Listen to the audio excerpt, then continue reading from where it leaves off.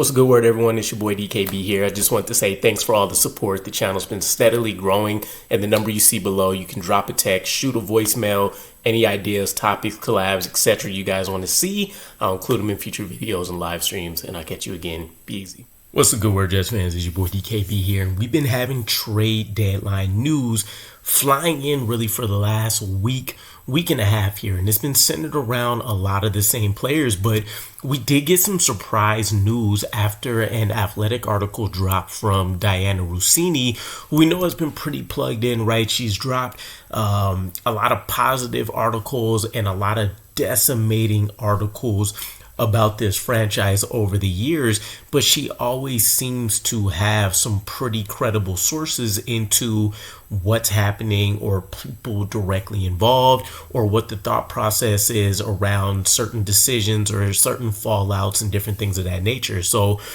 whether you love what she writes or you figure it's hate pieces, nonetheless, she's definitely a credible person to pay attention to, in my opinion, just from what I've seen, in recent years. But in regards to the NFL trade deadline, Diani Russini mentioned that the New York Jets, have been getting the most calls for Breece and Jermaine Johnson.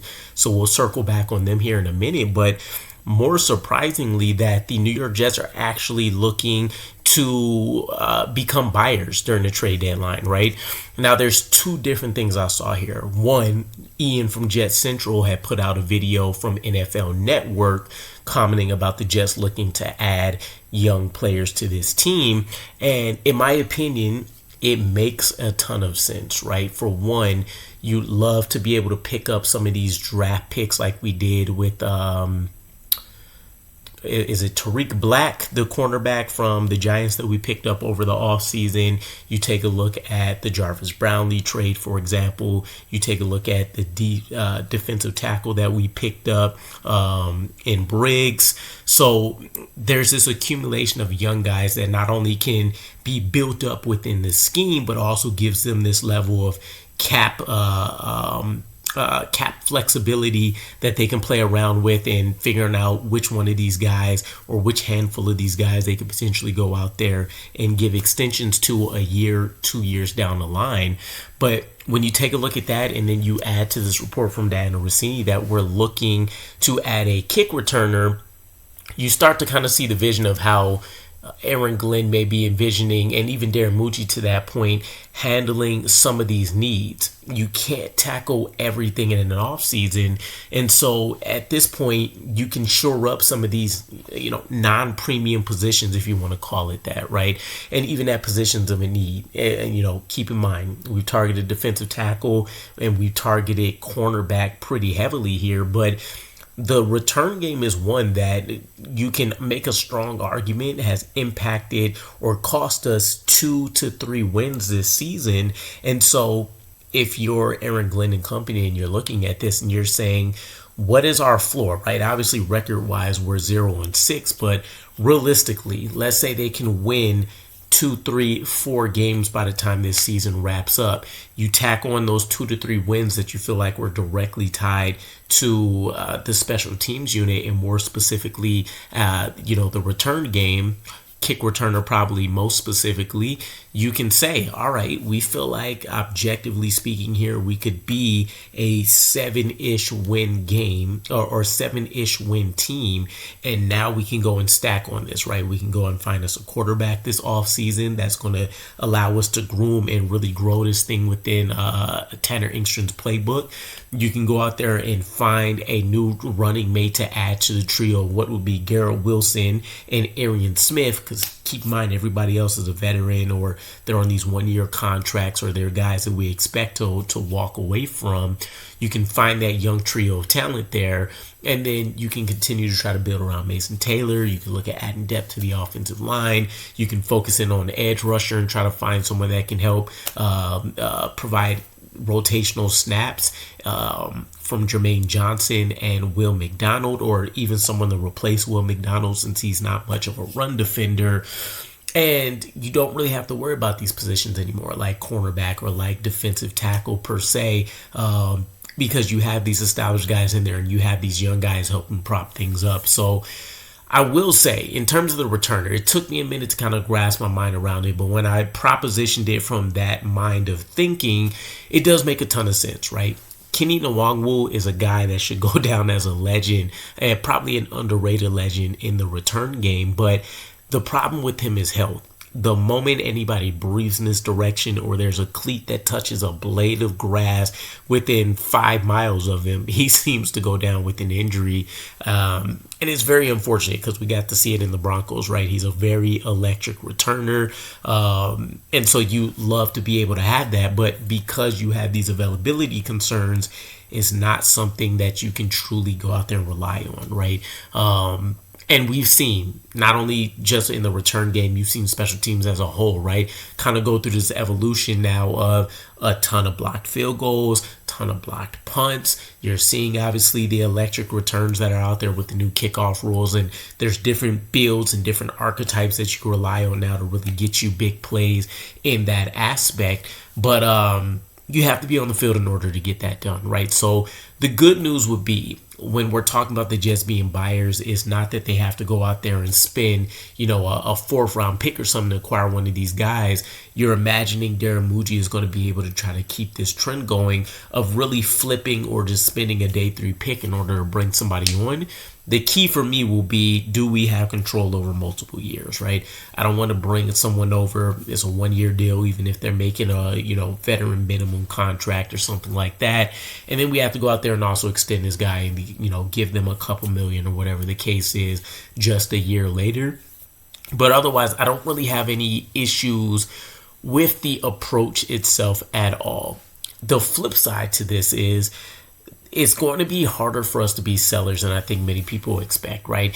I don't want to just give away these good players for the sake of giving away these good players, right? And in this instance, I'm talking about the initial conversations around Breece Hall and Jermaine Johnson, right?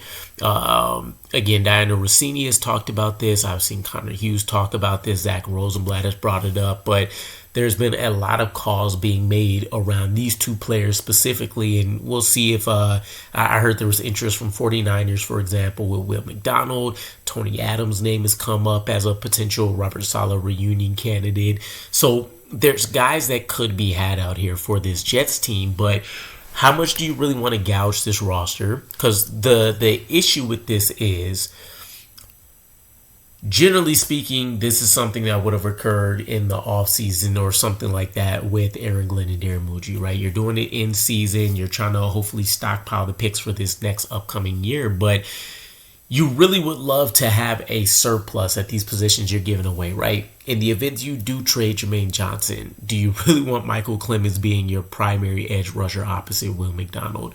I think most of us would rather, throw up and have diarrhea for a month straight. You take a look at Breece Hall, right? It sounded good when we had Braylon Allen and Isaiah Davis out there, but with Breece Hall, we've already catered a lot of the touches Braylon Allen was given and allocated those back to Braylon Allen.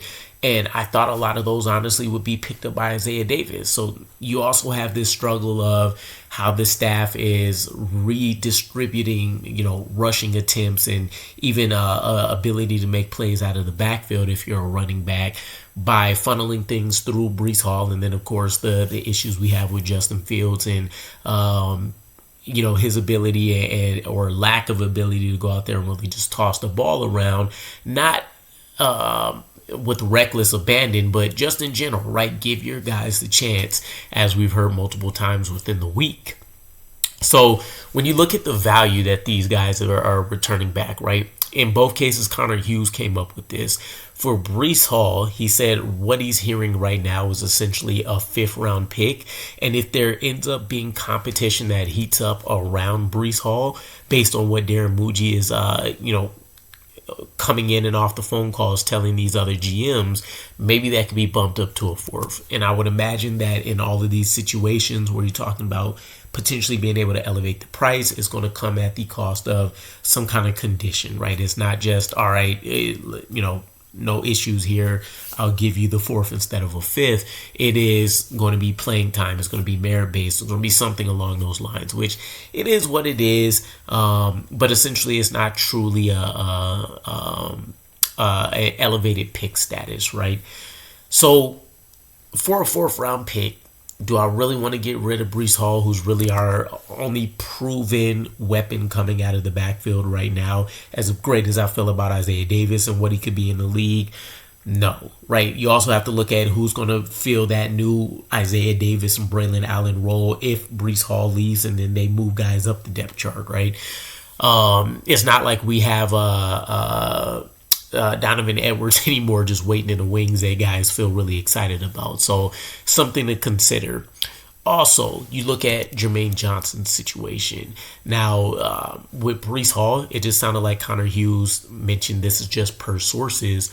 But with Jermaine Johnson, he mentioned that there was an anonymous executive that said they value him as a 3rd round pick. And if they were desperate enough, right, maybe the edge rush situation just isn't great. Maybe it's depleted due to injury, something along those lines. Maybe he could be talked into giving up a 2nd round pick.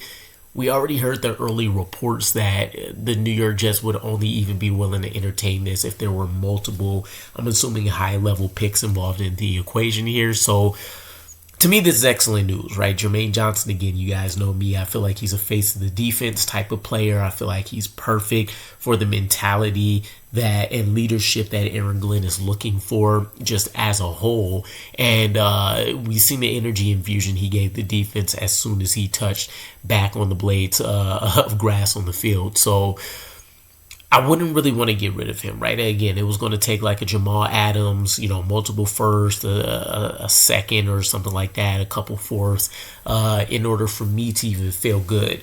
Does the production match or warrant that? Obviously, no. But with the value that I place on what he's bringing from a tangible and non-tangible standpoint, it would take that for me to have to want to give him up, right? So this is music to my ears. I think ideally this means we end up holding on to him. We look to, again, just build and add on to it. But then that leaves you saying, well, if we're, spending a day 3 pick to bring in a kick returner we feel really good about, and we aren't necessarily actually being able to sell off assets the way that we wanted to based on what we feel their value is, where does that leave us, right? I think currently draft pick wise, we have a 1st, a 2nd, a 4th, and then things get a little murky after that for me. I think it's like a 5th, maybe 2 6th at this point in a 7. But I could be completely wrong there, right? I'll probably post a pictograph or something here for you guys based on what I last seen. And then you also have to add in that we think we'll get maybe 3 compensatory picks back, but can't be guaranteed, right? And it seems like even when we do have our best chances, we end up kind of getting screwed in the formula. But we'll see, right? It's unfortunate, but it might just end up being a better situation where we let Breece Hall walk and we look to get the compensatory picks back that maybe are worth more than whatever we're looking at now. But it's a conversation to be had within that front office for sure. But let me know what you guys think. I'll catch you guys again. Peace.